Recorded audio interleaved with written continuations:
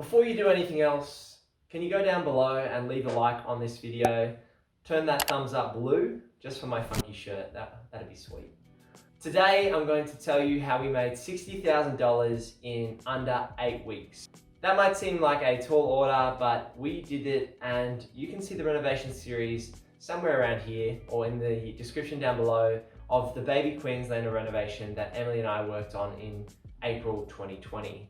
Now, there's a bit of a story behind the house, but in this video, I'm going to tell you how we made 60K in only 8 weeks, how we were able to pull money back out of that deal, and what the numbers generally were, and how you might be able to do the same in your own investing journey. So let's just jump straight into it.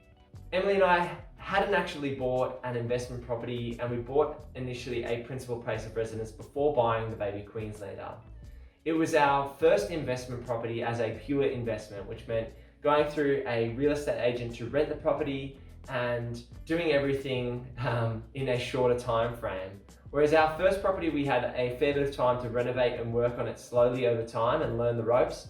This was a pure renovation where we only had a 2-month window to work on the house, flat chat day and night and on the weekends to try and get the property up to scratch and to get it back on the market and rented. If you'd like to see a video on the process of Emily and I buying our properties so far, check out the 3 houses in 3 years video just here or there. Now, we bought the baby Queenslander for $544,000.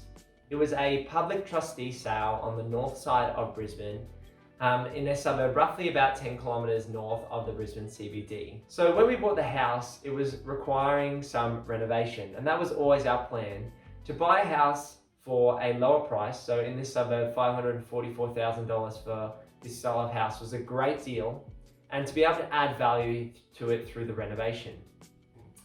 Now, it was needing a cosmetic tidy up. It had pink walls, vinyl on the floors, and some missing light fixtures in some of the bedrooms, but all in all, it had fantastic bones. That meant that the frame of the house and the underpinnings, the concrete stumps, were in great condition, and all in all, the house had been really, really well looked after by its previous owner.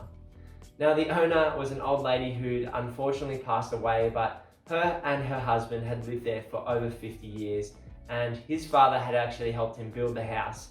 So there was a lot of love and history in the house, and when we bought it, we really wanted to uplift it and give it a cosmetic lift to create more value in the property, and also honor the previous owners who lived there and turn it into a place that would be lovely for a new family or a new couple to move in there and enjoy themselves. So Emily and I planned out the renovation process. After securing the deal, we then looked to action our plan on the renovation.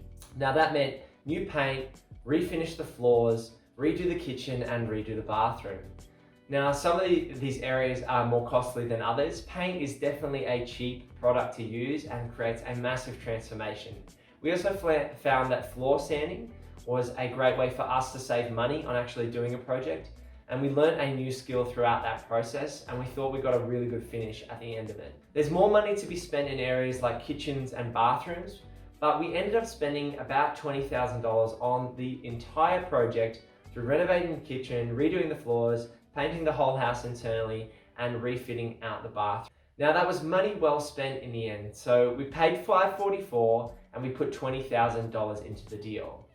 Now, the house was worth $565,000 after all those costs included, and we ended up going back to the bank and getting a valuation done.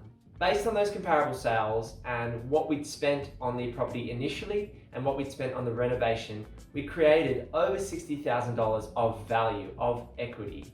Now, that is not $60,000 of cash that I can run out straight away and go and buy a car or a TV or a new PlayStation 5, but it was $60,000 of net worth to Emily and I, which we really valued and we looked to use to redraw down the track to buy our next property.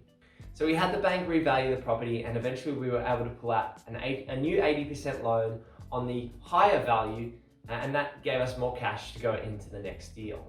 So that was comparable sales after we'd finished the renovation.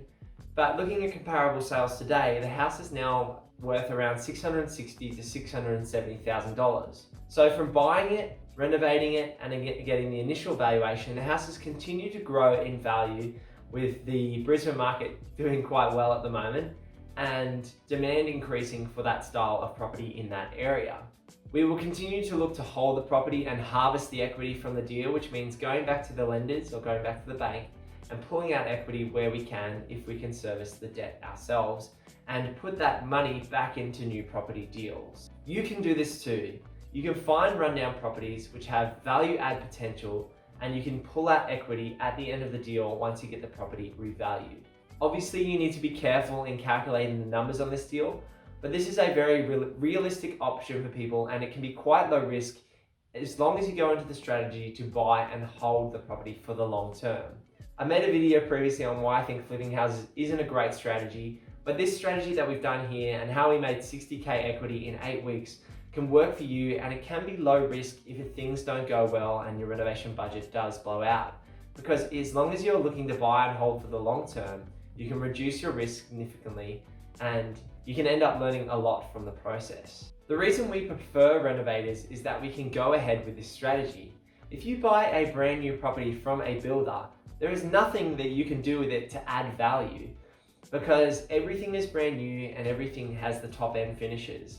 Whereas if you buy a house that needs a little bit of love, but not too many structural issues and has great bones, and you're willing to do the cosmetic renovation or organize a team of workers to do the cosmetic renovation for you, there is potential to get instant equity growth out of a property by lifting its standard to other market comparables in the area. So this renovation and large equity gain was our first real taste and experience of buying a property and manufacturing value in such a short time frame.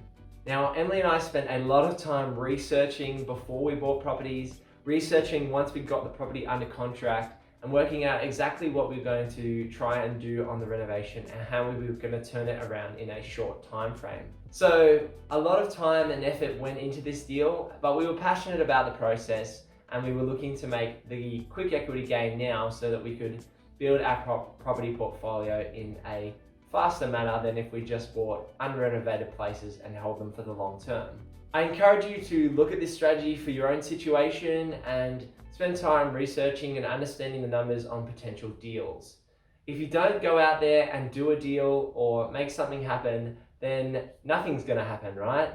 But if you can go out there and do your best research, understand the process as best you can, the more education you have, the better chance you are of going to be making money at the end of that deal and learning whole lot from going through the process. If you found this video interesting, leave a like on this video and subscribe to the channel. Leave a comment down below if you have any video ideas. I'd love to hear from you, or just have a chat in the comments down below.